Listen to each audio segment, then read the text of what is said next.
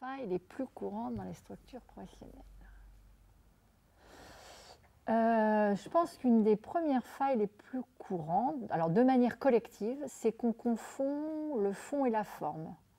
C'est-à-dire qu'on pense qu'une façon d'être aujourd'hui correspond au fond de ce qu'on a à faire. C'est-à-dire qu'exercer un métier dans l'entreprise en question, faire ceci, ça veut dire être comme ça, fonctionner comme ça, etc. Donc ça, c'est une des failles les plus courantes parce qu'en général, quand on parle de transformation, le fond ne change pas, c'est la forme qui va changer. Donc on reste qui on est dans une autre forme. Et moi, je dirais même dans une forme élargie et plus grande de ce qu'on est.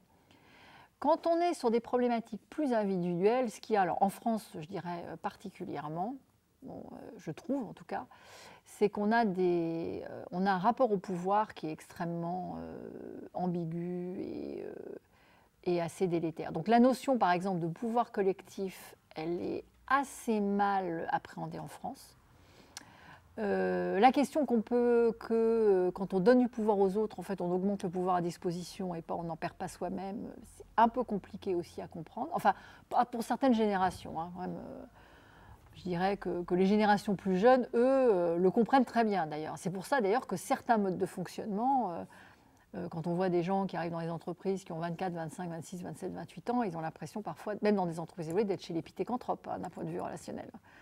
Donc voilà, donc ça, je pense que ça, c'est une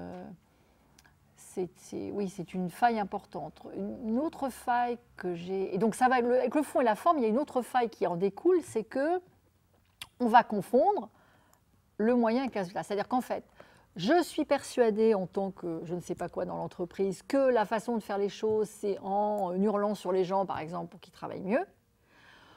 Bon, on se rend compte que ça ne fonctionne pas, mais le temps entre le moment où la prise de conscience de ça se fait, il peut s'écouler un temps bien heureux. Parce qu'en fait, je suis plus attachée à mes croyances qu'à la réalité de ce qui se passe.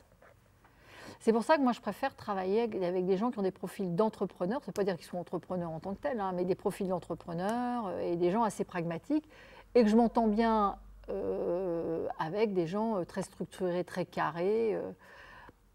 On va dire, je ne veux pas dire que je ne sois pas structurée et carrée, mais en fait, qui ont des modes de fonctionnement très différents des miens, parce que ce qui nous lie, c'est le désir du résultat. Et souvent, ce résultat-là, il est oublié au profit du chemin qu'on va prendre, et le chemin, il devient très vite idéologique. Hein. Il n'y a qu'à voir avec les religions. Hein. Elles veulent tous le même résultat, les chemins ne sont pas les mêmes, et tout le monde se fout sur la gueule, en fait. C'est pareil, on va dire.